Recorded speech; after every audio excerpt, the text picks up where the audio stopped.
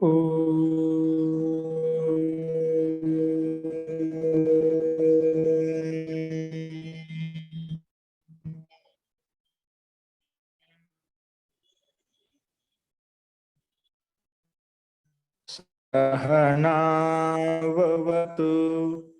सहनो भुनक्तु सह वीर्यं भवामहे तेजस्विनावधीतमस्तु मा विद्विषावहै।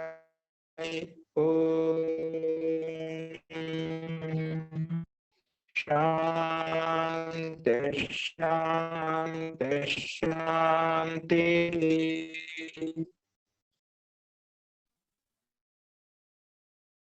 सर्वेभ्यो नमः। అందరికీ నమస్కారం అండి. నిన్న చెప్పిన పాఠంలో ఎవరికైనా సందేహాలు ఉన్నాయండి?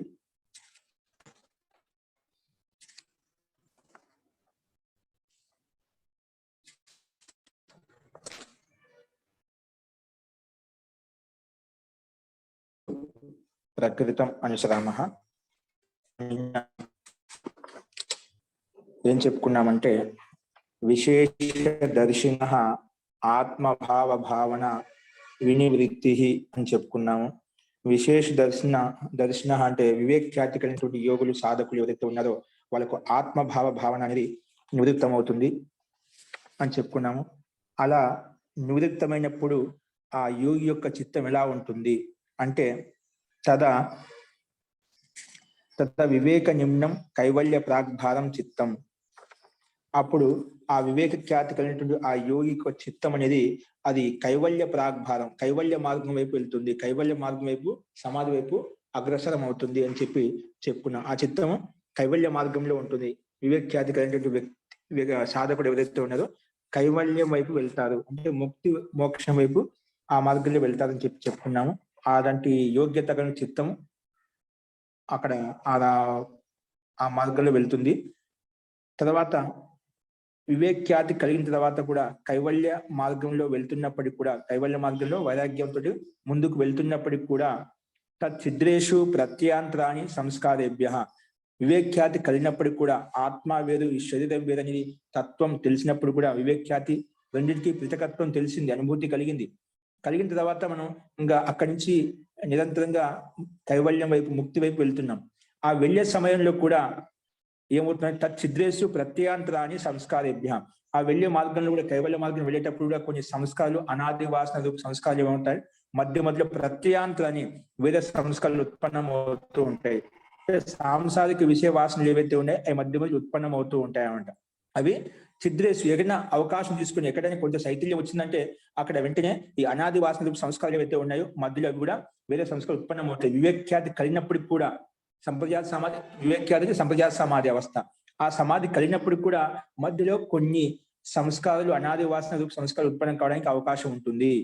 కాబట్టి అవి సంస్కారాల కారణంగా ఉత్పన్నం అవుతూ ఉంటాయి అని చెప్పారు అనమాట. అంటే మధ్య కూడా ఉత్పన్నం అవుతూ ఉంటాయి.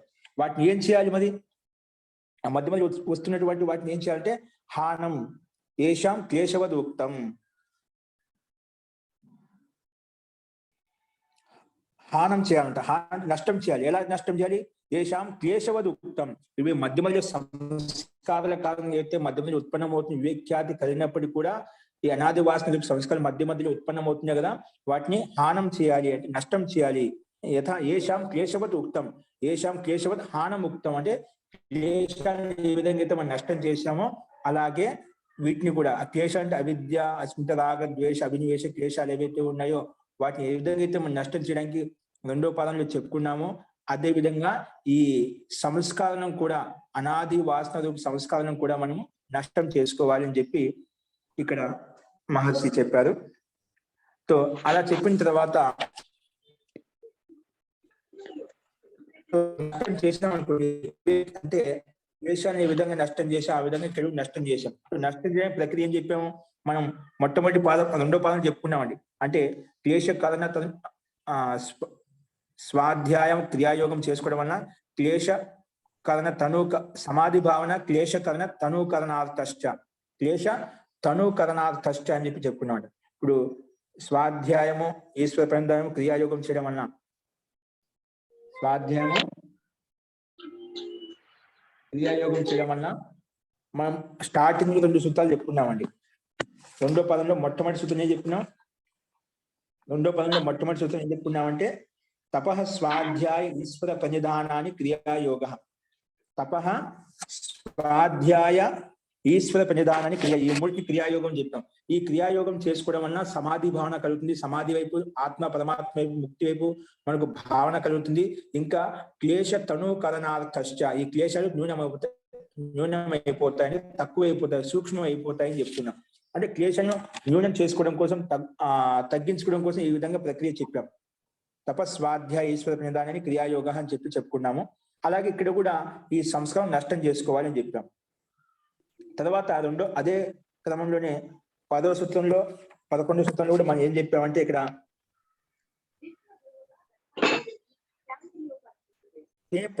తే ప్రతిప్రసవ హేయా సూక్ష్మాః, ఈ క్లేశాలు ఏవైతే ఉన్నాయో ఆ క్లేశాలను ప్రతిప్రసవం చేయాలి. మళ్ళీ ఉత్పత్తి సామర్థ్యం లేకుండా అత్యంత సూక్ష్మం చేయాలి. అవి ఎలా సూక్ష్మం అవుతాయంటే ధ్యాన హేయా తద్వృత్తయ, ధ్యానం ద్వారానే, యోగాభ్యాసం అవి అవిద్యాది క్లేశాలు ఏవైతే ఉన్నాయో అవి సూక్ష్మం అవుతాయి, నష్టం అయిపోతాయి అని చెప్పి అక్కడ మనం 2వ పాదంలో చెప్పుకున్నాం. అలాగే ఇక్కడ కూడా హానం చేయాలి. ఏంటివి? ఈ సంస్కారాల మధ్య ప్రత్యాంతరాన్ని సంస్కారభ్య అని చెప్పి సంస్కారం ఉత్పన్నం అవుతాయి, అవి కూడా నష్టం చేయాలి. సో యోగా అవి ధ్యాన హేయా తద్వృత్తయ అని చెప్పా. ధ్యానం ఎటువంటి ధ్యానం అంటే అది కూడా చెప్పుకున్నాం మనం. ఏం చెప్పామంటే యోగాంగ అనుష్ఠానాత్ అశుద్ధిక్షయే జ్ఞాన దీప్తి అవివేక. యోగాంగ అనుష్ఠానం ఏమిటి చెప్పాం కదా, అవి ఆ యోగాంగ అనుష్ఠానాత్ అశుద్ధిక్షయే జ్ఞాన దీప్తి అవివేక అని చెప్పాం. యోగాంగాన్ని అనుష్ఠానం చేయడం వలన, ఈ విధంగా ఆచరించడం వలన ఏమవుతుందంట అశుద్ధి నాశనం అవుతుంది. అంటే అవిద్య దేశాలు నష్టం అయిపోతాయి. ఇంకా జ్ఞాన దీప్తి, ఇంకా జ్ఞాన ప్రకాశం ఉత్పన్నం అవుతుందంట. అది ఎంతవరకు అటువంటి జ్ఞానం ఎంతవరకు ఉత్పన్నం అవుతుంది? జ్ఞాన దీప్తి అవివేకాత్, అంటే వివేక ఖ్యాతి పర్యంతం. వివేక ఖ్యాతి అంటే ముక్తి పర్యంతం.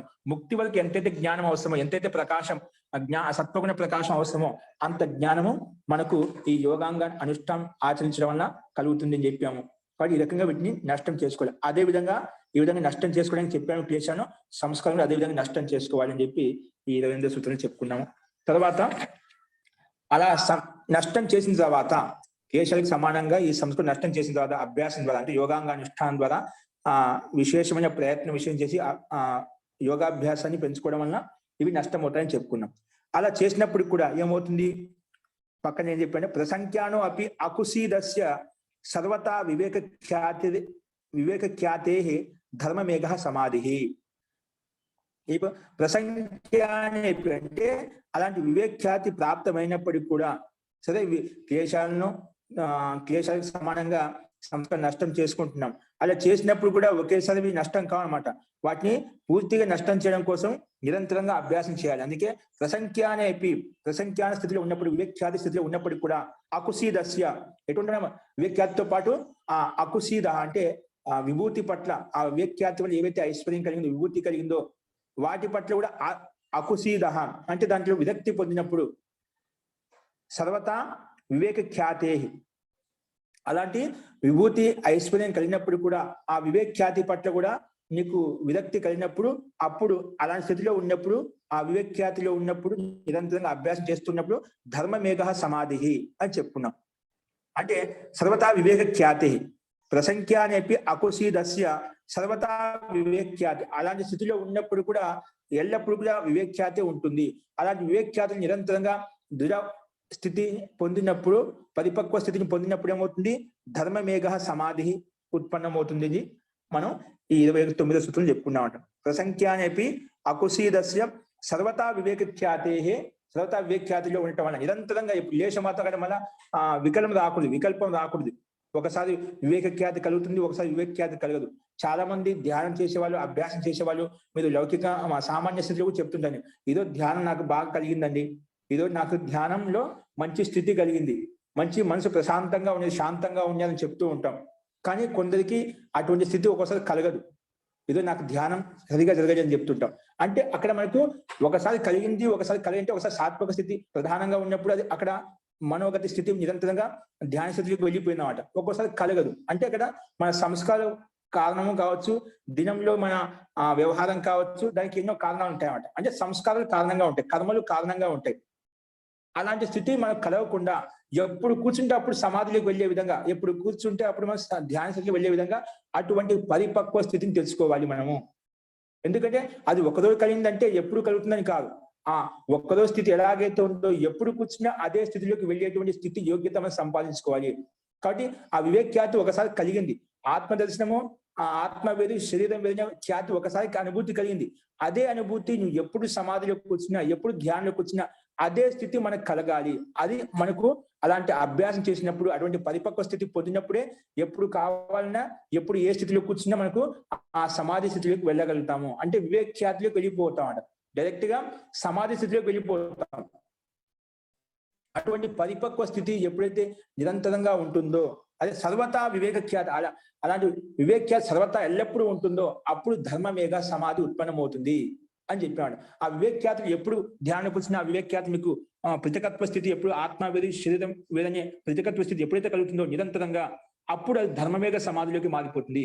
అప్పుడు నీకు ప్రత్యాంతరాన్ని సంస్కారభ్య అని చెప్పి కదా, వేరే సంస్కారం, ఇతర ప్రత్యయాలు, ఇతర జ్ఞానాలు, సంస్కారాలు ఏవైతే ఉన్నాయో అవి ఉత్పన్నం కావు. సంస్కారాలు ఉన్నప్పటికీ కూడా అవి ఉత్పత్తి ప్రదోహ సమర్థ నా భవంతి. అవి అంటే మళ్ళీ ఆ సంస్కారం ఆలంబన వచ్చినప్పుడు ఉత్పత్తి సామర్థ్యం అనేది ఆ సంస్కారాలకు ఉండదు. కాబట్టి ఎందుకంటే ధర్మమేఘ సమాధిలోకి వచ్చేసాం. అంటే నిరంతరంగా అభ్యాసం చేస్తూ చేస్తూ మనం ఆ వివేక్యాతి పరిపక్వ స్థితికి రావడం వల్ల ధర్మమేఘ సమాధి కలిగింది. అప్పుడు దానివల్ల ఆ ధర్మమేఘ సమాధి వల్ల ఏం కలిగింది, మళ్ళీ తతః క్లేశ కర్మ నివృత్తి అని చెప్పుకున్నాం. తతః దాని వలన ఆ ధర్మమేఘ సమాధి వలన క్లేశాలు కర్మలు నివృత్తమయ్యాయి. అంటే క్లేశ అవిద్య అస్మిత రాగద్వేష అభినివేశ క్లేశాలు నష్టమయ్యాయి. తర్వాత కర్మలు, శుభ కర్మలు ఏవైతే ఉన్నాయో అశుభ కర్మలు ఏవైతే ఉన్నాయో అవి మొత్తం నష్టమయ్యాయి. ఎవరికైతే ఈ క్లేశ కర్మలు నష్టమైపోతాయో అప్పుడు ఏం కలుగుతుంది అతనికి, తదా అప్పుడు ఆ స్థితి నేను ఇంతవరకు చెప్పుకున్నాం. ఈ క్లేశ కర్మ పూర్తి నష్టం దూరం చేసామట. అలా దూరం చేస్తే ఏం కలుగుతుంది, ఏం కలుగుతుందంటే ఈరోజు చెప్పుకునే సూత్రం చూడండి. క్లేశాలు తదా ఆసిత్ ధర్మమేఘ సమాధి కలిగినప్పుడు అవిద్య క్లేశ కర్మ నివృత్తి. క్లేశాలు అంటే అవిద్య రూపి క్లేశాలు, శుభ అశుభ కర్మలు నష్టమైపోతాయి, దూరం అయిపోతాయి. అలా దూరం చేసినప్పుడు ఏమవుతుంది, అప్పుడు ఈ రోజు చెప్పుకునే సూత్రం మనం 31వ సూత్రము. తదా సర్వ ఆవరణ మలాపేతస్య జ్ఞానస్య ఆనంత్యాత్ జ్ఞేయం అల్పం. అటువంటి స్థితిలో సర్వ ఆవరణ మలాపేతస్య, అంత ఆవరణం తొలగించేశాడు అన్నమాట. అంటే అజ్ఞాన రూపి ఆవరణాన్ని పూర్తిగా తొలగించేశాడు.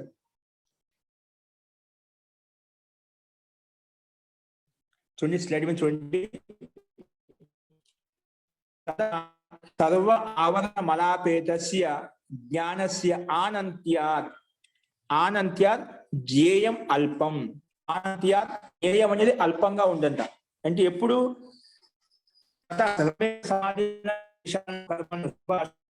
మొత్తము మిశ్రిత కర్మను, శుభకర్మలు ఉన్నాయి, అశుభకర్మలు ఉన్నాయి, మిశ్రిత కర్మను నష్టం చేశాడు, అంటే తొలగించేశాడు. తర్వాత క్లేశాలను కూడా నష్టం చేశాడు అన్నమాట. ఆ స్థితిలో ఏమవుతుంది, తదా అప్పుడు సదావరణ మలాపేతస్య అంటే సకామ శుభ కర్మలు, అశుభ కర్మలు, మిశ్రిత కర్మలు ఏవైతే ఉన్నాయో అవన్నీ వాటి యొక్క ఆవరణ, అవిద్యాది క్లేశాల యొక్క ఆవరణం ఏదైతే ఉందో సర్వ ఆవరణ మలాపేతస్య, అవి మలములు దోషములు ఎప్పుడైతే తొలగిపోయాయో జ్ఞానస్య ఆనంత్యాత్, అప్పుడు ఏమవుతుంది, జ్ఞానస్య సత్వగుణం యొక్క వివేక్యాతి యొక్క జ్ఞానం యొక్క ఆనంత్యాత్ అనంతం కావడం వలన అప్పుడు ఏమవుతుంది, చాలా అత్యధికం అవుతున్నమాట. ఎందుకంటే ఆ వివేక్యాతిని అభ్యాసం చేస్తూ చేస్తూ పరిపక్వ స్థితిని పొందాం కదా, అందుకే అలా చేయడం వల్ల అన్ని దోషాలు తొలగిపోయాయి. తొలగిపోవడం వల్ల ఏం కలిగింది, అన్ని తొలగిపోయేసరికి జ్ఞానస్య ఆనంత్యాత్, ఆ జ్ఞానం అత్యంత ఆధిక్యం కావడం వల్ల, ఎక్కువ కావడం వల్ల జ్ఞేయం అల్పం. ఇంకా తెలుసుకోవాల్సింది ఆ యోగి ఏం లేదు. ప్రాప్తం ప్రాపణీయం ఇతోపి ప్రాప్తం కిమపి నాస్తి. అటువంటి స్థితి ఆ యోగికి కలిగింది, ఆ యోగ సాధకుడికి బ్రాహ్మణుడికి కలిగింది అన్నమాట. ఏంటి, జ్ఞానస్య ఆనంద జ్ఞేయం అల్పం. జ్ఞేయం అంటే తెలుసుకోవాల్సిన విషయం అంటే ఏం అల్పం, చాలా తక్కువగా ఉందన్నమాట. ఎలా ఉంది? చాలా అత్యల్పంగా ఉన్నాడు. తెలుసుకోవాల్సిన విషయం లేదు. ఇంకా సంపూర్ణ బ్రహ్మాండం తెలుసుకున్నాము. ఆత్మ పరమాత్మ విషయం కూడా స్పష్టమైపోయింది. ఇప్పుడు కేవలం తెలుసుకోవాల్సిన విషయం లేదు. ఈ బ్రహ్మాండం గురించి, ఆత్మ పరమాత్మ గురించి తెలుసుకోవాల్సిన విషయం లేదు. ఎంతైతే జ్ఞానం అవసరమో, ముక్తికి ఎంతైతే అవసరమో ఆ విషయం యథార్థంగా అతనికి యోగికి స్పష్టమైపోయింది. యథార్థ జ్ఞానం కలిగింది.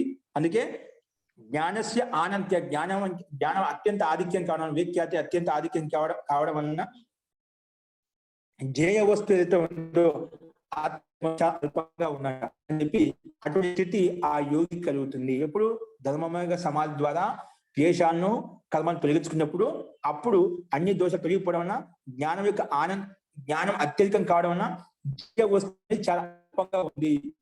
ఏ వస్తువు అల్పంగా ఉంది తెలుసుకోవాల్సిన ఏం లేదు, వెళ్ళిపోవడం లేదన్నమాట. అటువంటి స్థితి అత్యంత నికట దగ్గరలో ఉన్నాడు అనమాట ఆ యోగి. ఈ మహర్షి పతంజలి ఈ సూత్రంగా చెప్పారు. అదే విషయాన్ని మహర్షి వ్యాస ఏమంటున్నారంటే చూడండి, అదే విషయాన్ని కొంచెం విశదీకరించి చెప్పారు ఇక్కడ. సర్వై క్లేశ కర్మ ఆవరణై విముక్తస్య జ్ఞానస్య ఆనంత్యం భవతి. చూడండి అదే విషయాన్ని చెప్పారు. సర్వై క్లేశ కర్మ, అన్ని క్లేశ ఆవరణాలతో విముక్తైనటువంటి యోగి ఎవరైతే ఉన్నారో జ్ఞానస్య ఆనంత్యం భవతి. ఆ జ్ఞానికి అనంతత అవుతుందంట. జ్ఞానస్య అత్యధికం, అనంతం ఇక్కడ అత్యధికం అవుతుంది. ఎక్కువ పరాకాష్ఠ స్థితి, ఎక్కువ ప్రకాశయుక్తమైన జ్ఞానం కలిగిందంట. ఎక్కువ అత్యధికంగా జ్ఞానం ఉత్పన్నం కావడం వలన జ్ఞానస్య ఆనంత్యం అవుతుంది. జ్ఞానం అత్యంత ఆధిక్యం అవుతుంది. ఎందుకంటే ఆవరణకేన అంటే అత్యంత ఆధిక్యం అయిపోయి, అంటే తెలుసుకోవాల్సిన విషయం ఏమి లేదు. తర్వాత ఏం చెప్పానంటే చూడండి, ఆవరణకేన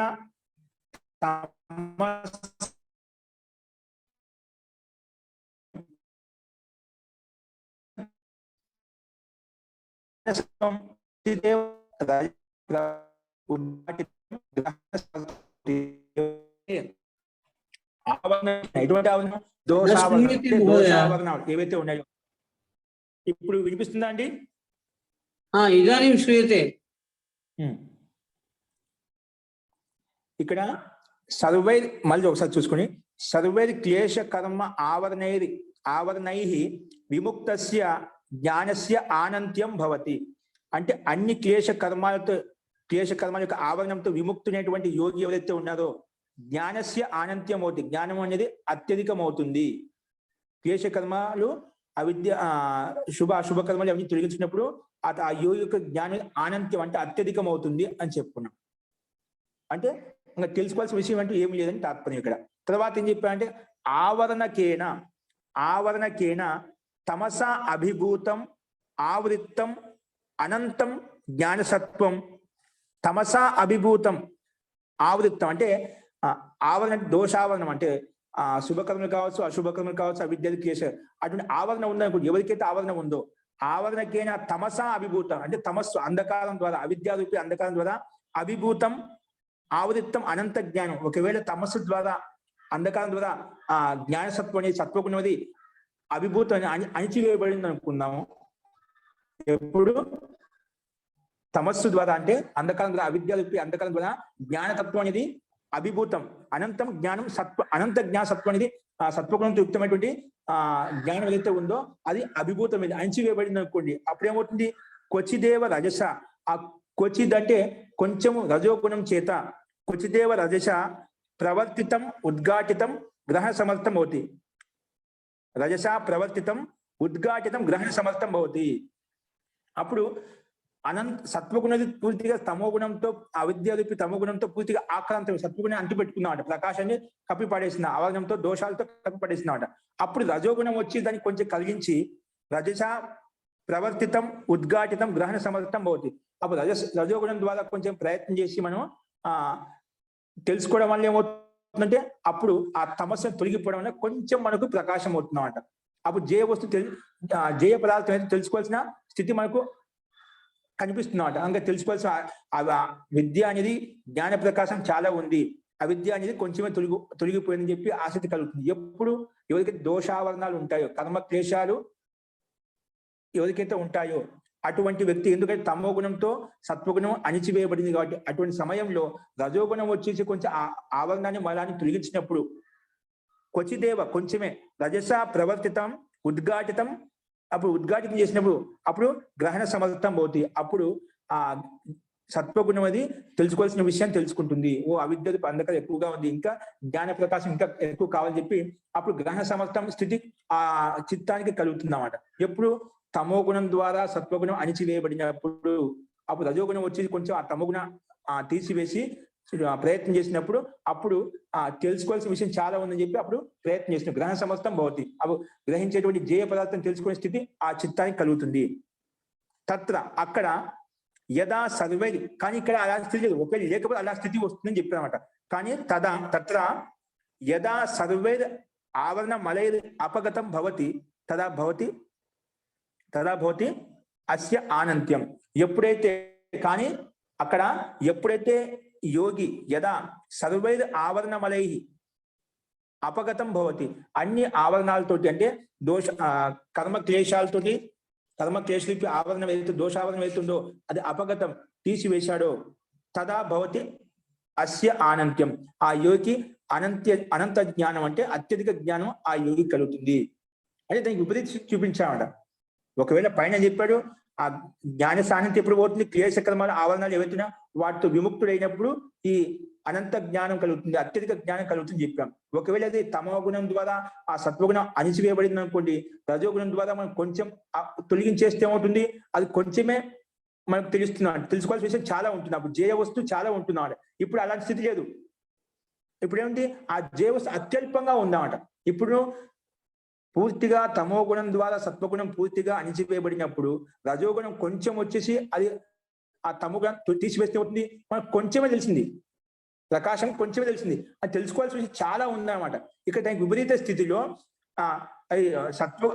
తమో గుణంలో ఆవరణ పూర్తిగా తొలగించేశాం, క్లేశకర్మ ఆవరణం దోషావరణ అయితే పూర్తి తొలగించేశాం, ఇంకా సత్వగుణం ప్రధానంగా ఉంది. అటువంటి స్థితిలో ఏమవుతుంది, భవతి అస్య ఆనంత్యం అంత జ్ఞానం అత్యధిక జ్ఞానం కలుగుతుంది. అప్పుడు తెలుసుకోవాల్సిన విషయం కొంచెమే ఉంది. అక్కడ విపరీత స్థితిలో తెలుసుకోవాల్సిన జ్ఞేయ వస్తువు చాలా ఉంది, ఇక తెలుసుకోవాల్సిన జ్ఞేయ వస్తువు చాలా అల్పంగా ఉంది అని తాత్పర్యానికి విపరీత స్థితి చూపించారు ఇక్కడ. యదా మలై అపగతం భవతి, అన్ని మలాలతో దోషాలతో అపగతం చేసినప్పుడు తదా అప్పుడు భవతి అస్య ఆనంత్యం, ఈ యోగికి అనంత జ్ఞానం అత్యధిక జ్ఞానం కలుగుతుంది. కాబట్టి జ్ఞానస్య ఆనంత్యాత్, అట జ్ఞానం ఆనంత్యం కావడం వల్ల అత్యధికం కావడం వలన జ్ఞేయం అల్పం సంపద్యతే, జ్ఞేయ వస్తువు తెలుసుకోవాల్సిన వస్తువు చాలా అత్యల్పంగా ఉంటుంది. ఏ రకంగా ఉంటుందంటే దాని ఎగ్జాంపుల్ ఏమిచ్చారంటే యథా ఆకాశే కద్యోత. ఇప్పుడు ఆకాశంలో ఒక జిగును పురుగు ఉంటుందా, మెరుస్తూ ఉంటుందా, ఆకాశంలో ఎంత మెరుపు ఉంటుందని అలాగా అత్యల్పంగా ఉంటుంది అన్నమాట.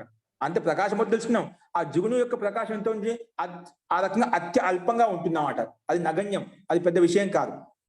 అంటే అంత విశాలమైనటువంటి ప్రకాశం తెలుసుకున్నాడు. తెలుసుకోవాల్సిన విషయం ఎట్లా ఉందంటే ఆకాశంలో కద్యోతం ఏ రకంగా ఉంటుందో, జిగును పొదుగు ఎలా ఉంటుందో, దాని యొక్క ప్రకాశం ఉంటుందో అంత అత్యల్పంగా ఉంటుంది. తెలుసుకోవాల్సిన విషయం అంటే ఏం లేదు ఇంకా. అంటే పూర్తిగా అత్యధిక జ్ఞానం అతనికి ఆ యోగికి తెలియదు అని చెప్పి ఇక్కడ అటువంటి స్థితి యోగికి కలుగుతుందని చెప్పి మనం చూసాం. ఎప్పుడు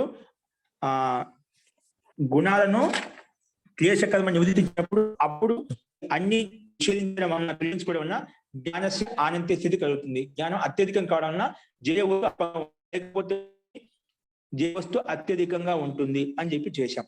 ఇలా చెప్పిన ఈ విషయంలో ఒక శ్లోకం చెప్పేది ఇక్కడ, ఇది తైత్తిరీయ ఆరణ్యకంలో ఉందంటే ఈ శ్లోకము చూడండి. ఎత్ర ఇదం ముక్తం, ఎట్ల ఈ విషయం అదే విషయం అని చెప్పే విషయాన్ని అంటే తెలుసుకోవాల్సిన విషయం అంటే ఏం లేదంట, అంటే అసంభవం అన్నమాట. ఇప్పుడు ఆకాశం అంతా విశాలమైన ప్రకాశం అంటే తెలుసుకోవాల్సిన విషయం అంటే అది తెలుసుకోవాల్సిన విషయం, అది నగణ్యం, అసంభవం, దాన్ని తెలుసుకోవాల్సిన అవసరమే లేదన్నమాట. దీన్ని ఎట్లా ఈ విషయంలో ఒక శ్లోకం దృష్టాంతి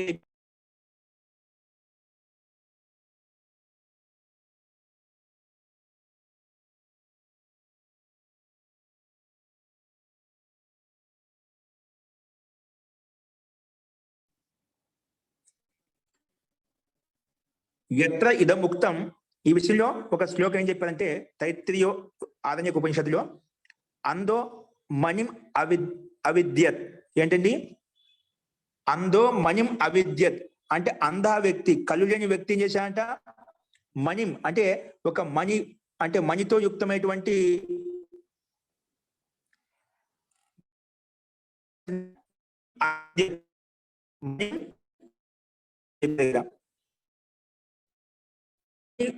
పూస అయితే ఉందో ఆ మణికి ఆ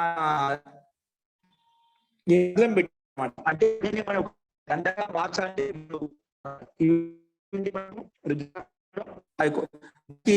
రన్ చేసి మనం ఒక మాలగా తయారు చేస్తాం. మణి పట్టుకొని ఏదైనా కాదు, ఒక వ్యక్తి మణిని ఛేదించాడంట.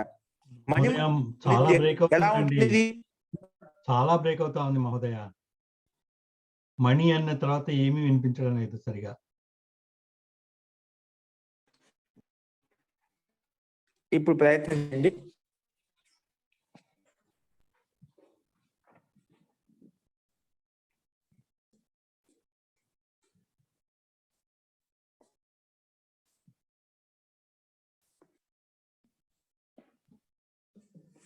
మణి నుంచి ఏమీ వినిపించలేదండి మహోదయ. అస్తు. అందో మణిం అవిద్యత్. అందా వ్యక్తి, కళ్ళు లేని వ్యక్తి మణి అంటే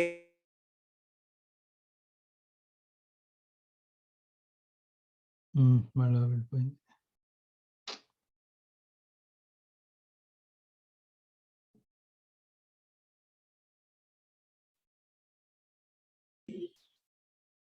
అనంగులిర్ ఆవయవ అనంగులిర్ ఆవయత్ అనంగులిర్ ఆవయత్ అంటే ఆ ఛేదించిన దాన్ని ఎవరికైతే చేతికి వ్రేళ్లు లేవో, అనంగులి అంగులి అంటే వేళ్ళు లేవు, అతను వాడిని కుట్టాడంట. ఆ పూసలను ఆయన ఛేదించిన దాన్ని ఒక దారానికి ఎక్కించాడంట, కుట్టడం అంట, దానికి ఎక్కించాడంట. తర్వాత అగ్రీవహ తం ప్రత్యముంచత్, ఎవరికైతే గర్దనం అంటే మెడ లేదో దాన్ని ధరించాడంట. ఎవరికైతే మెడ అనేది లేదో ఆ కళ్యాణి వ్యక్తి దాన్ని ఛేదించిన తర్వాత విరేళ్లు లేనటువంటి వ్యక్తి దాన్ని ఆ దండగా తయారు చేసిన తర్వాత ఆ దండను అగ్రీవహ మెడలేని వ్యక్తి తం ప్రత్యముంచద్దని గ్రహించాడు, దాన్ని ధరించాడంట. తర్వాత తం ఆ జిహ్వో అభ్యుపూజయత, అలా ధరించిన దాన్ని ఎవరికే జిహ్వా లేదో, నాలుక లేదో దాన్ని స్తుతించాడంట. ఓ చాలా బాగుందని చెప్పి, దాన్ని చాలా బాగుందని చెప్పి స్తుతించడమాట. తం అజిహ్వో అభ్యుపూజయత అభ్యుపూజయత్. తం అజిహ్వో జిహ్వా లేనటువంటి వ్యక్తి ఎవరైతే ఉన్నారో దాన్ని స్తుతించాడంట. ఈ దండ చాలా బాగుంది, చాలా అందంగా ఉంది చెప్పి స్తుతించాడంట. ఇది ఎలా ఉంటుంది? ఏమైనా తెలుసుకోవాల్సిన తత్వం ఇక్కడ ఏమైనా ఉందా? మొట్టమొదటిగా ఏం లేదన్నమాట. ఏముంది? ఆ కళ్యాణి వ్యక్తి ఆ మణిని ఛేదించడం అంటే అసంభవము. మళ్ళా చేతులు లేనటువంటి అంటే వ్రేళ్ళు లేనటువంటి వ్యక్తి ఆ దారం ఎక్కించి, దాంట్లో ఆ పూసకు దారం ఎక్కించి ఒక మాలగా తయారు చేయడం అది అసంభవము. అలాగే ఆ ధరించిన తర్వాత కూడా మెడలేని వ్యక్తికి అది అలంకరించడము అది అసంభవము. తర్వాత అలా ధరించిన దాన్ని కూడా ఒక నాలుగు లేని వ్యక్తిని స్తుతించడం ఎలా ఉంటే ఏ విధంగా అసంభవంగా ఉంటుందో ఆ రకంగా దీన్ని పోల్చి చెప్పాడు అనమాట. అంటే ఈ జ్ఞానస్య ఆనంత్య స్థితి కలిగిన తర్వాత అసంభవం అంటే తెలుసుకోవాల్సింది, దేవుని తెలుసుకోవాల్సింది అసలు ఏం లేదు తత్వం.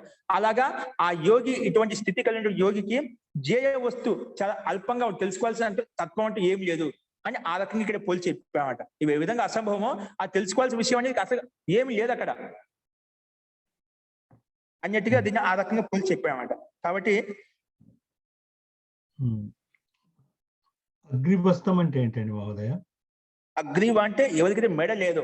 ఓ అగ్రీవ, అగ్రీవం లేదు, మెడ లేదో ఆ మెడలేని వ్యక్తి ఇది ధరించాడంట. ఆ రకంగా ఇది ఏ రకంగా అయితే అసంభవమో అలాగా ఇది కూడా తెలుసుకోవాల్సిన విషయం అనేది ఏమైనా ఉందనేది అసంభవం, ఏం లేదన్నట్టుగా దాన్ని అక్కడ ఆ రకంగా పోల్చి చెప్పాడనమాట. అస్తు. సో ఈ రకంగా అందో మణిం అవిద్యత్ తం అనంగులిర్ ఆవయత్ అగ్రీవః తం ప్రత్యముంచత్ తం అజిహ్వో అభ్యుపూజయత్ తం అజిహ్వో అభ్యుపూజయత్. ఇవన్నీ పదాలు స్పష్టంగా ఉన్నాయి. ఈ రకంగా దీన్ని ఈ విషయంలో ప్రస్తావించారనమాట. ఓకే, సో ఇందులో అర్థమైందండి మీకు?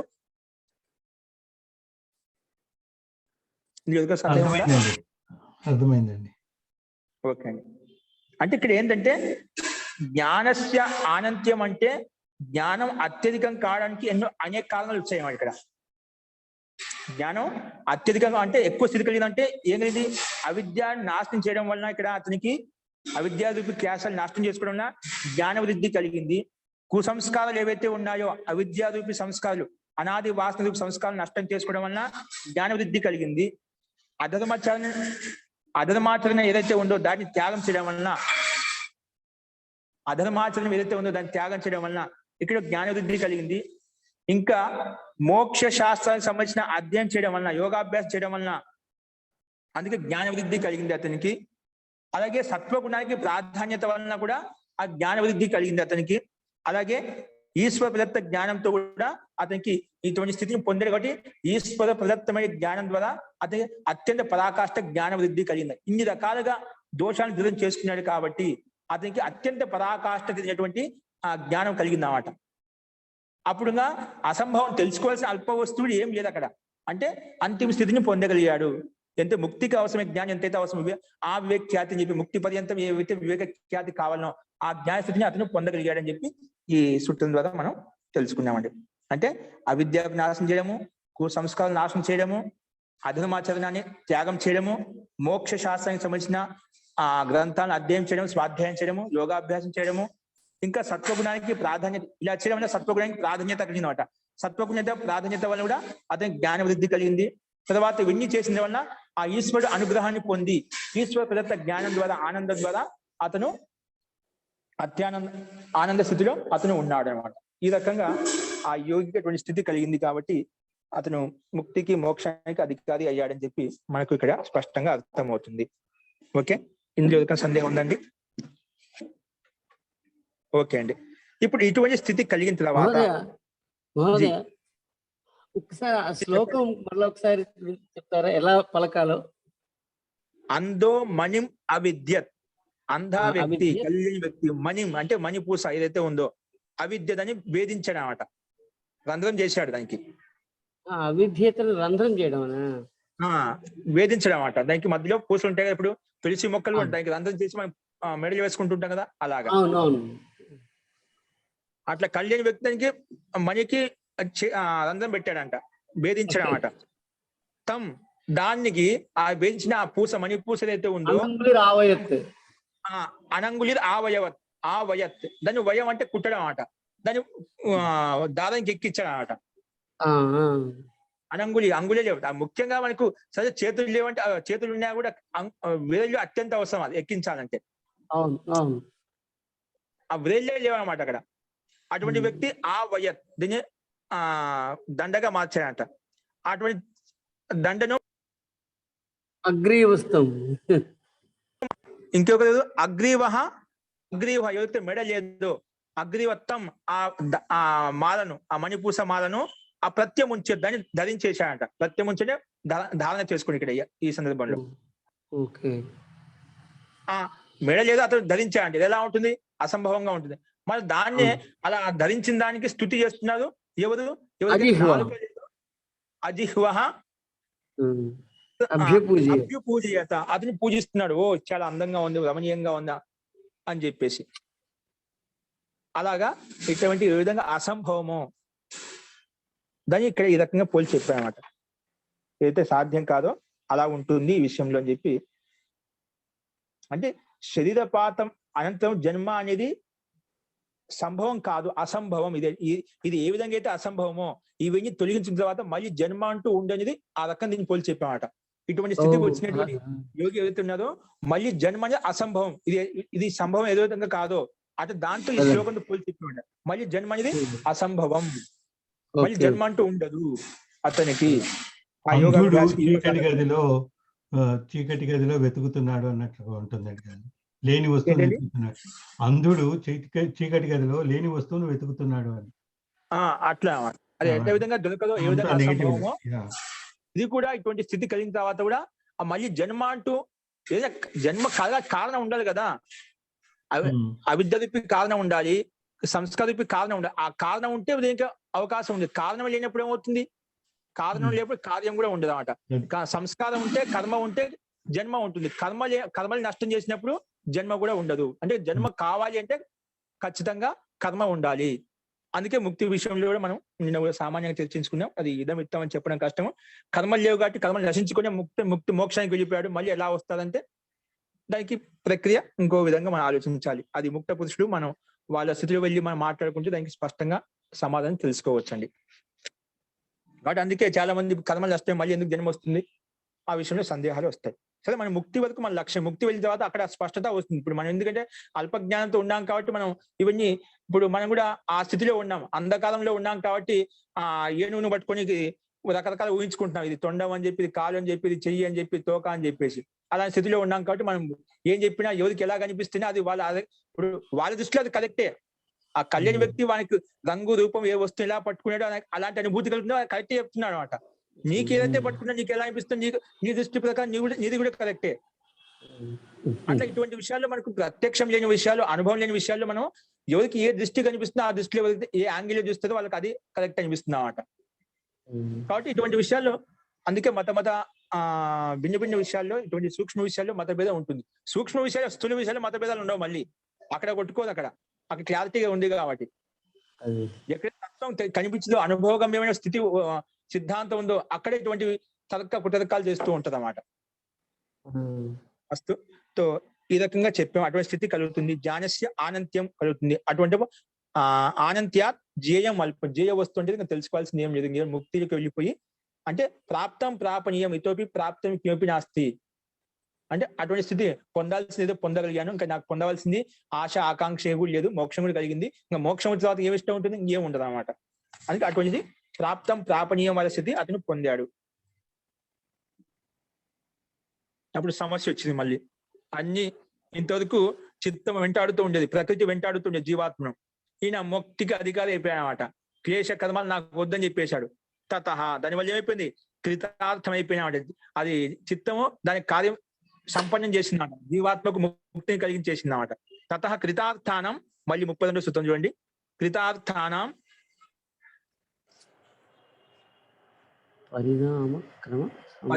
కృతార్థానం పరిణామ క్రమ సమాప్తి గుణానం. అప్పుడు కృతార్థం అయిపోయింది. ఈ జీవాత్మ యొక్క స్థితి అనేది అంటిపెట్టుకున్నట్టు ఈ గుణాలతో యుక్తమైన చిత్తం ఏదైతే ఉందో దాని యొక్క కార్యం సంపన్నమైంది అన్నమాట. ఎందుకంటే ఈ చిత్తం ఎందుకునేది జీవాత్మకు ముక్తిని కలిగించేంత వరకే ఉంటుంది అన్నమాట. సూక్ష్మ శరీరంలో ఉంటుంది, కర్మలు అంటిపెట్టుకుని ఉండేది అన్నమాట. ఆ కర్మలు తొలగించిపోయినప్పుడు చిత్తం ఉండేమాట. కర్మల కోసమే తొలగించుకోవడం కోసమే లేదా వాటిని భోగాలను కలిగించడం కోసం చిత్తం ఉండేది అన్నమాట సహాయకంగా. ఆ చిత్తం యొక్క పని పూర్తి అయిపోయినప్పుడు, ఆత్మ తన స్వరూపంలో లీనమైపోయినప్పుడు చిత్తం అక్కడ ఉండదు అన్నమాట. అదే విషయాన్ని చెప్పాడు ఇక్కడ. ఏం చెప్పాడు, తతః కృతార్థానం, కృతార్థం అయిపోయినది చిత్తం యొక్క కార్యం సిద్ధి సంపన్నం అయిపోయిందంట. అంటే జీవాత్మ ముక్తిని కలిగించిందన్నమాట, భోగాన్ని అపవర్గాన్ని అందజేసిందన్నమాట. కృతార్థానం పరిణామ క్రమ సమాప్తి గుణానం. గుణానం పరిణామ సమాప్తి, పరిణామ క్రమ సమాప్తి. గుణానం అంటే ఏమిటి, గుణాలతో ఉత్పన్నమైన చిత్తం యొక్క చిత్తం ఏదైతే ఉందో అది పరిణామ క్రమ సమాప్తి. దాని యొక్క పరిణామం ఏదో ఈ గుణాల వలన భిన్న భిన్న పరిణామాలు ఉత్పన్నమయ్యాయో, చిత్తము ఇంద్రియాలు ఇవన్నీ ఉత్పన్నమయ్యాయో వాటి యొక్క క్రమ సమాప్తి నష్టమైపోతుంది. ఇప్పుడు ఈ పాంచభౌతిక అయితే శరీరం ఏర్పడిందో ఇంద్రియాలు, తన్మాత్రములు, అహంకారము, తత్వాలు ఇవన్నీ ఏవైతే ఉన్నాయో వీటి క్రమ సమాప్తి, వీటి క్రమం కూడా పరిసమాప్తి అవుతుంది, నష్టం అయిపోతుంది. ఎందుకంటే చరితార్థం అయిపోయింది, కృతార్థం అయిపోయింది కాబట్టి. తతః ఎప్పుడు ఈ అంతిమ స్థితి కలిగిన ఆనంత్య జ్ఞానం కలిగినప్పుడు తెలుసుకోవాల్సిన విషయం లేదు. తెలుసుకోవాల్సిన విషయం ఉన్నంతసేపు అది చిత్తం పనిచేసిందా. ఇంకా అల్పం జేయం వస్తు అంటే కద్యోత అంటే ఆకాశంలో జిగును పురుగు ఉన్నంత అల్పంగా ఉంది, దాన్ని తెలుసుకోవాల్సిన అంత అవసరం లేదన్నమాట. అందుకే చరితార్థమైంది కాబట్టి తతః ధర్మమేక సమాధి సిద్ధమైనప్పుడు భోగాపు వర్గం ఎవరికైతే సిద్ధించాయో, పూర్ణమైపోయాయో అప్పుడు పరిణామ క్రమ సమాప్తి గుణానం భవతి. గుణాలకు సత్వగుణము, రజోగుణం, తమగుణం యొక్క గుణాలు ద్వారా ఉత్పన్నమైనటువంటి ఏదైతే ఇంద్రియాలు, చిత్తము, బుద్ధి, అహంకారం ఏవైతే ఉన్నాయో వాటికి పరిసమాప్తి అవుతుంది. వాటి యొక్క క్రమం ఏదైతే వచ్చిందో ఆ క్రమానుగుణంగా పరిసమాప్తం అవుతుందన్నమాట.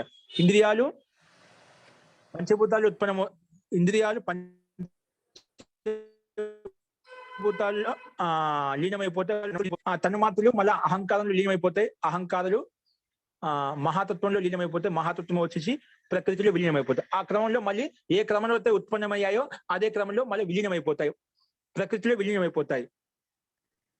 కాబట్టి ఈ రకంగా పరిణామ క్రమ సమాప్తి అనేది కలుగుతుందని చెప్పి చూశాము. అదే విషయాన్ని భాషను చూడండి. తస్య ధర్మమేఘ తస్య అంటే తస్య యోగిన, ఆ యోగి ఎవరైతే ఉన్నారో తస్య ధర్మమేఘస్య ఉదయాత్, అటువంటి యోగి ధర్మమేఘస్య ఉదయాత్, ధర్మమేఘ ఉదయించడం వలన ఉత్పన్నం కావడం వలన కృతార్థానాం గుణానం అంటే గుణాలు కృతార్థమైపోయాయి. కృతార్థానాం గుణానం పరిణామ క్రమ పరిసమాప్యతే. ఆ గుణాల యొక్క పరిణామం ఏదైతుందో పరివర్తన చెందుతూ ఉండే క్షణంలో పరివర్తన చెందుతూ ఉండేది కదా.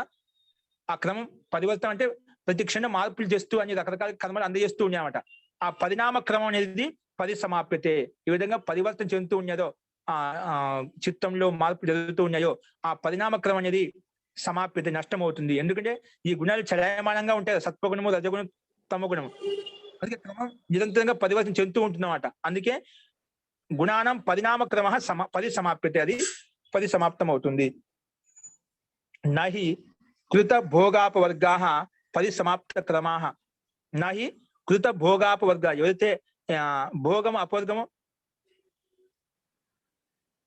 నహి కృత భోగాపవర్గా పరిసమాప్త క్రమా క్షణమపి అవస్థాతుం ఉత్సహంతే.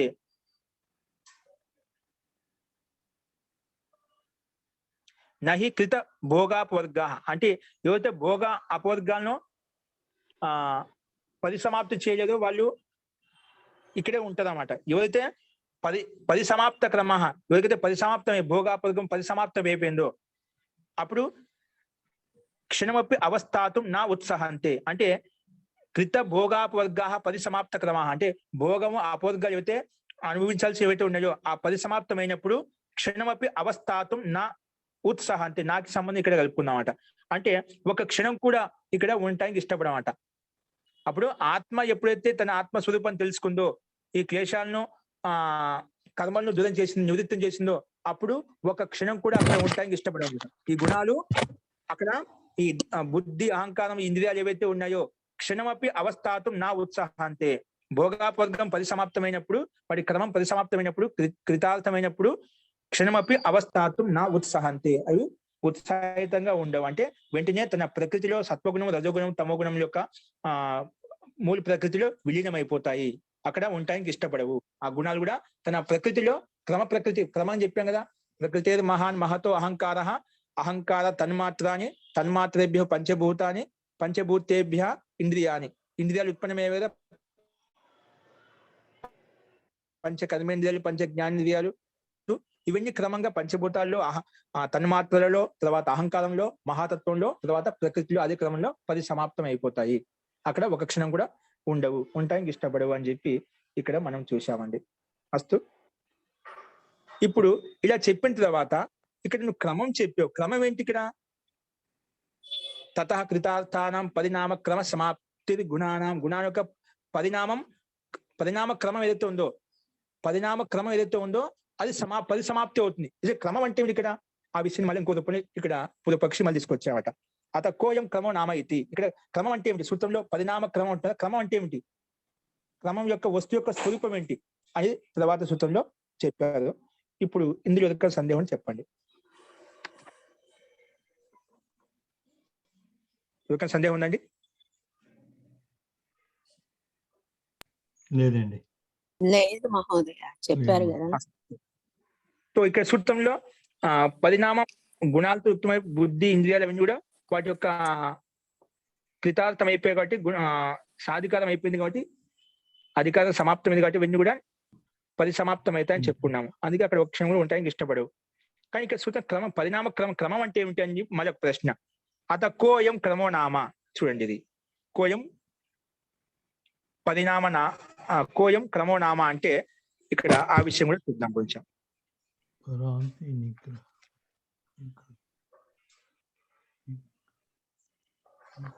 చూడండి, స్లైడ్ చూసుకోండి. అత కో అయం క్రమో నామ ఇది. ఇక్కడ క్రమం నామకు వస్తువు స్వరూపం ఏంటి? క్రమం అంటే ఏంటి క్రమం? ఇక్కడ ఆ విషయం చెప్పు. క్రమం అంటే దానికి పరిభాష చేసి చెప్తున్నారు. ఇక్కడ క్రమం అంటే ఏంటని, ఏ రకమైన క్రమం ఇక్కడ తీసుకున్నది ఇక్కడ వ్యక్తపరుస్తున్నారు మహర్షి పతంజలి. క్షణ ప్రతియోగి పరిణామ పరాంత నిర్గ్రాహ్య క్రమ. ఇదేంటి క్షణ ప్రతియోగి. ఏంటి ఈ పరిణామ క్రమం క్షణ ప్రతియోగి అంట. క్షణ ప్రతియోగి పరిణామ అపరాంత నిర్గ్రాహ్య క్రమ. పరిణామ అపరాంత నిర్గ్రాహ్య క్రమ అని చెప్పి ఇక్కడ చెప్పారన్నమాట.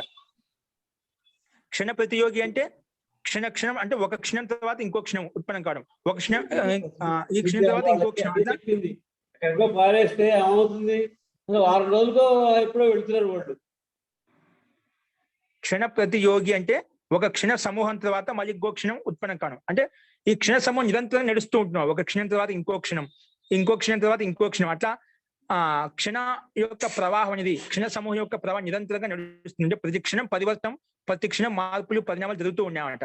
ఆ ప్రవాహం ఏదైతే ఉందో, క్షణాల యొక్క ప్రవాహ సమూహం ఏదైతే ఉందో అది ఇక్కడ తీసుకోవాలన్నమాట. అంటే ప్రతి క్షణం అంటే కాలం యొక్క అత్యంత అల్ప సమయం ఏదైతే ఉందో దాన్ని క్షణం అంటాం. కాలం యొక్క అత్యంత అల్ప సమయం దాన్ని క్షణం అన్నమాట. అటువంటి క్షణాల యొక్క సమూహం ప్రవాహం ఏదైతే నడుస్తుంటుందో ఆ పరిణామ క్రమం అనేది నష్టం అవుతుంది. నిరంతరంగా ప్రతి క్షణం మార్పు చెందుతుంది. ఈ సృష్టిలో, ఈ బ్రహ్మాండంలో, శరీరంలో ప్రతి క్షణం మార్పు జరుగుతూ ఉన్నమాట. ప్రతి వస్తువులో, ప్రతి పిండంలో, ప్రతి పదార్థంలో క్షణంలో మార్పు జరుగుతూ ఉన్నాయన్నమాట. పరిణామం జరుగుతూ ఉన్నమాట. ఆ పరిణామ క్రమం నష్టం అవుతుంది. ప్రతి క్షణంలో అత్యంత అల్ప సమయాన్ని క్షణం చెప్పారా, ఆ పరిణామ క్రమం నష్టం అవుతుంది. అది ఇక్కడ దాన్ని క్రమంగా తీసుకోవాలి అని చెప్పి చెప్పారన్నమాట ఇక్కడ. కాబట్టి క్షణ ప్రతియోగి అంటే క్షణం యొక్క సమూహాన్ని ఆశ్రయించి పరిణామ పరాంత నిర్గ్రాహ్య క్రమ అంటే ఒక క్షణం ప్రారంభమైనప్పటి నుంచి మొదలుకొని మళ్ళా దాని క్షణం ఎప్పుడు మనకు అర్థమవుతుందో పరిణామం అంటే ఒక వస్తువు ఎక్కడైతే నూతన వస్తువు ప్రారంభమైంది, ఆ వస్తువు పరిసమాప్తి అయినప్పుడు, ఇక్కడ ఏదో ఉందని చెప్పి మనకు స్పష్టం అవుతున్నమాట. అప్పుడు దాని యొక్క జ్ఞానం స్పష్టం అవుతున్నమాట. ఇక్కడ క్రమం జరిగిందని తెలుస్తున్నమాట. దాన్ని ఇక్కడ క్రమంగా తీసుకోవాలి. ఓకే, అంటే అది నిశ్చయం అవుతున్నమాట. పరిణామ అపరాంత నిర్గ్రాహ్య, దాని పరిణామం ద్వారా దాని యొక్క అంతిమ స్థితి, సమాప్తి స్థితి ఏ రకంగా ఉంటుందో అది నిర్గ్రాహ్య, అది నిశ్చయంగా తెలుసుకోవాలి. అది దాన్ని క్రమం అంటాము అని ఇక్కడ చెప్పారు. అదే విషయాన్ని మీకు వ్యాస భాషను చూడండి స్పష్టమవుతుంది.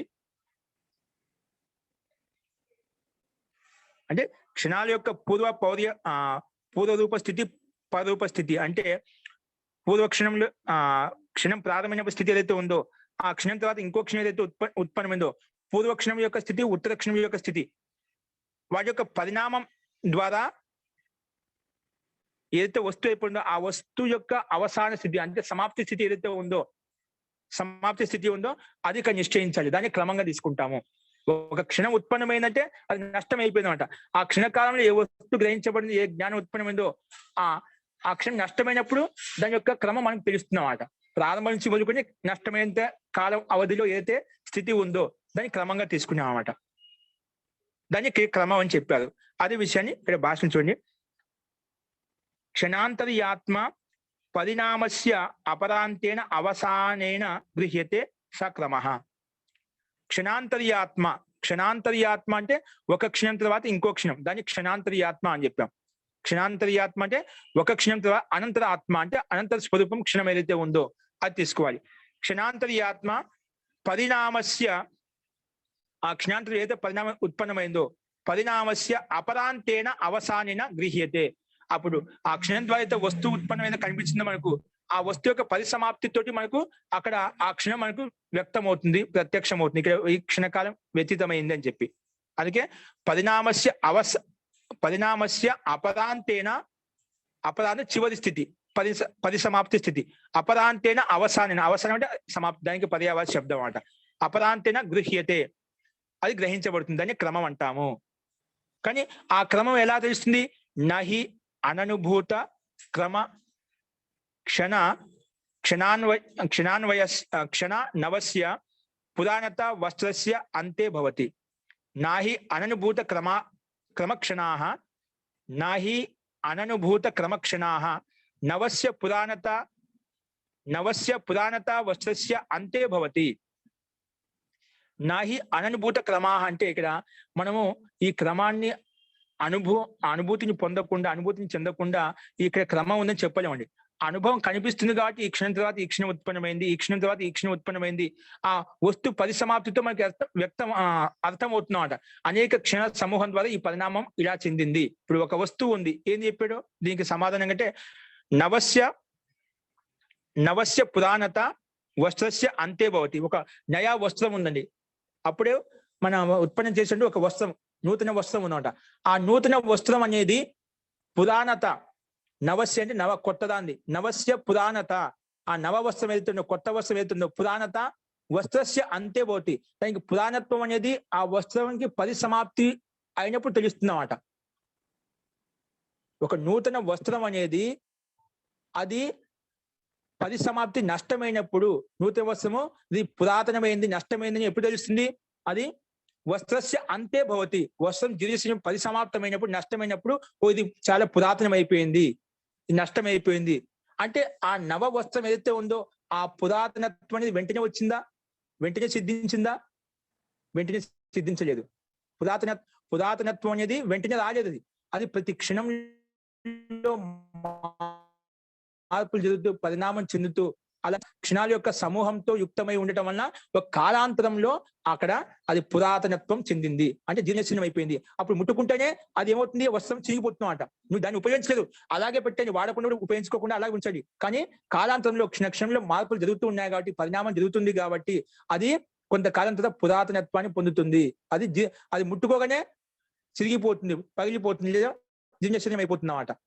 అలాగే ప్రతి వస్తువులు తీసుకోవచ్చు. ఇప్పుడే ఒక కుండ ఘటన ఉత్పన్నం చేశాము, అప్పుడు కొన భాగంలో నీటి నిండా నింపుడు పై భాగం పట్టిన పైకి లేపొచ్చు అనమాట. అదే కాలాంతరంలో కొంతకాల వ్యవధి తర్వాత అది ప్రతి క్షణంలో మార్పులు జరుగుతున్నాయి కాబట్టి అది పురాతనత్వాన్ని పొందుతుంది. ఆ కుండ అనేది పురాతనత్వాన్ని పొందుతుంది. అప్పుడు అటువంటి పురాతనత్వాన్ని పొందినప్పుడు పై పెచ్చు భాగాన్ని పై పెట్టుకున్నప్పుడు నీళ్ళు లేకుండా పైన పెట్టుకున్నా కూడా మనం అది ఊడొస్తుందన్నమాట. పై భాగం మాత్రం ఊడొస్తుందన్నమాట. అంటే అంత పురాతనత్వాన్ని పొందింది అనమాట. అంటే ఇక్కడ ఏం చెప్తున్నారు? అక్కడ ఆ వస్తు పరిసమాప్తిలో ఏదైతే మనకు ఎప్పుడు తెలుస్తుంటే ఆ వస్తు పరిసమాప్తి అయినప్పుడు దీంట్లో పురాతనత్వం వచ్చింది. ఆ పురాతనత్వం అనేది మనకి వెంటనే రాలేదు, క్షణంలో మార్పులు జరగడం వల్ల వచ్చిందని చెప్పి మనం ఇక్కడ క్షణాన్ని గుర్తించాలి. అలా ఆ క్షణం ఇక్కడ తీసుకోవాలి. అనేక క్షణాల యొక్క సమూహం ద్వారా ఇది పురాతనత్వాన్ని పొందింది. ఒకేసారి పురాతనత్వాన్ని పొందలేదు. అది మనకు ప్రత్యక్షంగా లౌకిక వ్యవహారంలో మనం ప్రత్యక్షంగా అనుభవం అన్నమాట అని ఇక్కడ క్రమంగా చెప్పారన్నమాట. నాహి అననుభూత క్రమక్షణ నవస్య పురాణత వస్త్రస్య అంతే. ఆ వస్త్రానికి అంతిమంలో తెలుస్తుందన్నమాట. ఆ వస్త్రము పురాతనత్వం అయిందని చెప్పి తెలుస్తుంది, అంతిమంలో పరిసమాప్తం అయినప్పుడు తెలుస్తుంది. కాబట్టి ఇది నిత్యేషు క్రమో దృష్ట. ఇంతవరకు అయిపోయింది. ఆ నిత్య వస్తువులు క్రమం ఏంటి మళ్ళీ దృష్టంగా కింద చెప్పారు, అది తర్వాత చూద్దామండి. ఇప్పుడు ఈ క్రమం అంటే మీకు స్పష్టమైంది కదా. ఏదైనా ఒక వస్తువు ప్రారంభమైనప్పుడు ఏ క్షణంలో అయితే ప్రారంభమైందో ఆ క్షణం నుంచి ప్రారంభమై అది పరిసమాప్తమైనప్పుడు అప్పుడు మనకు అక్కడ క్షణంలో మార్పులు జరిగాయని చెప్పి మనకు తెలుస్తుంది. అది ఇక్కడ క్షణంగా తీసుకోవాలి. అట్లా ప్రతి క్షణంలో పరిణామం పొందుతూ ఉంది. ఆ పరిణామ క్రమం ఏదైతుందో అది నష్టమవుతుంది. అంటే ఈ పిండం ఏదైతే ఉత్పన్నమైంది, శరీరం ఏదైతే ఉత్పన్నమైందో క్షణంలో మార్పులు జరుగుతూ ఉన్నాయి. అది కాలాంతరంలో అది మనకు ప్రత్యక్షంగా ఆ క్షణంలో కనిపించాలి. ఈ మార్పు అనేది మనకు ఆ క్షణం కనిపించదు, కానీ కాలాంతరంలో కనిపిస్తుంది. ఇప్పుడు నవస్య అంటే నవ వస్త్రం ఏదైతే ఉందో పురాతనత్వాన్ని పొందింటే అది పరిసమాప్తిలో మనకు అంతిమ వస్త్రస్య అంతే భవతి. అది జీర్ణశీలం అయినప్పుడు దీనికి మధ్యలో క్రమంలో జీర్ణశీలత్వం వచ్చిన పరిణామం చెందింది కాబట్టి ఇలాంటి స్థితి కలిగిందని చెప్పి మనకు స్పష్టంగా అర్థమవుతుంది. లౌకిక వ్యవహారంతో, దృష్టాంతంతో, సిద్ధాంతంతో కూడా. కాబట్టి ఇలాంటి క్రమం మనం అలాంటి క్రమానికి పరిసమాప్తి గుణాలకు జరుగుతుంది అని చెప్పి మనము స్పష్టంగా అర్థం చేసుకున్నామండి. ఇప్పుడు ఇందులో ఎదుక సందేహం ఉందా? ఇందులోనే ఈ పరిణామం అనేది 2 రకాలంట. మళ్ళా నిత్యేషు చ క్రమో దృష్ట. ఇవి నిత్య పదార్థాలు ఈ క్రమం 2 రకాలుగా ఉంటుంది. ద్వయీచ ఇయం నిత్యత, కూటస్థ నిత్యత, పరిణామ నిత్యత అని చెప్పి 2 రకాలు చెప్పుకున్నాం. అది మనం రేపు చెప్పుకున్నాం అండి. కూటస్థ నిత్యత, పరిణామ నిత్య. ఏది నిత్యంగా ఉంటుంది, ఎక్కడ మన ఇది పరిణామం చెందుతుంది అంటే ఎక్కడ పరిణామం చెందుతుంది, ఎక్కడ పరిణామం చెందదు, ఏ తత్వం పరిణామం చెందుతుంది, ఏ తత్వం పరిణామం చెందదు అనేది ఈ విషయంని మళ్ళీ రేపు చెప్పుకుందామండి. అంటే నిత్యత్వం అనేది ఇప్పుడు పరిణామం చెందుతుంది అంటే అది ప్రకృతి యొక్క ధర్మం. పరిణామం చెందండి అది ఆత్మ యొక్క తత్వం. ఆత్మ పరిణామం చెందదు. అప్పుడు అందుకే చెప్పినాం ఈ గుణం అనేది చిత్తం అనేది పరిణామిని. ఎందుకంటే గుణాలతో ఉత్పన్నమైంది కాబట్టి, గుణాలు చలాయమానంగా ఉంటాయి కాబట్టి పరిణామం చెందుతూ ఉంటాయి. అందుకే చిత్తం పరిణామిని అని చెప్పాం. కానీ ఆత్మ జీవాత్మ అపరిణామిని, అది నిత్యం అన్నమాట. ఇది నిత్యం. ఆ నిత్యత్వం అనేది ఎట్లా అనేది ఏ రకంగా అనేది మనం రేపు చూద్దామండి. అస్తు. ఇందులో ఏదైనా సందేహం ఉంటే మళ్ళీ చెప్పండి.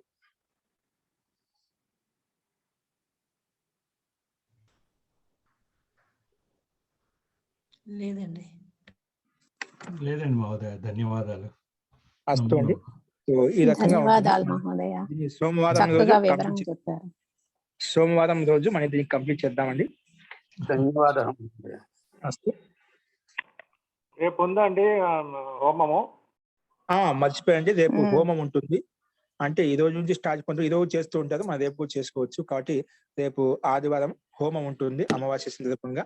కాబట్టి అందరూ అనుకూలంగా ఉండేవాళ్ళు యథాశక్తి ప్రయత్నం పౌర్ణమి మాస్టారు పౌర్ణిమ సందర్భంగా మనము రేపు దీన్ని కంప్లీట్ చేద్దామండి. అంటే ఈ హోమం రేపు చేద్దాము, పాఠం ఎల్లుండి చేద్దాం. కాబట్టి అందరూ ప్రయత్నం చేయండి, యజ్ఞానుష్ఠానంలో పాల్గొనడానికి ప్రయత్నం చేయండి.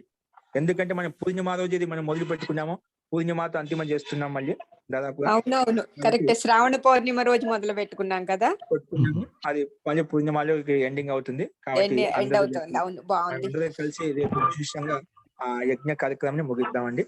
కాబట్టి అందరూ రేపు ప్రయత్నం చేయండి యథాశక్తి రావడానికి. దాంట్లో సమిధలు, నెయ్యి, ముఖ్యంగా సామాగ్రి, పూర్ణావతి సామాగ్రి బయట దొరుకుతుంది మీకు. అందరూ ఈరోజు తెచ్చుకొని అనుకూలంగా సిద్ధం చేసుకోండి. రేపు ఇట్ట పరిసమాప్తం చేద్దామండి. అస్తు. గురుగారు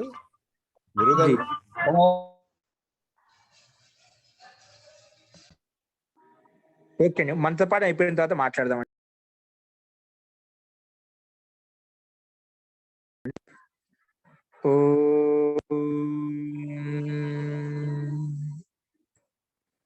సర్వే భవంతు సుఖినః, సర్వే సంతు నిరామయాః, సర్వే భద్రాణి పశ్యంతు, మా కశ్చిద్ దుఃఖభాగ్ భవేత్. ఓం శాంతి శాంతి శాంతి.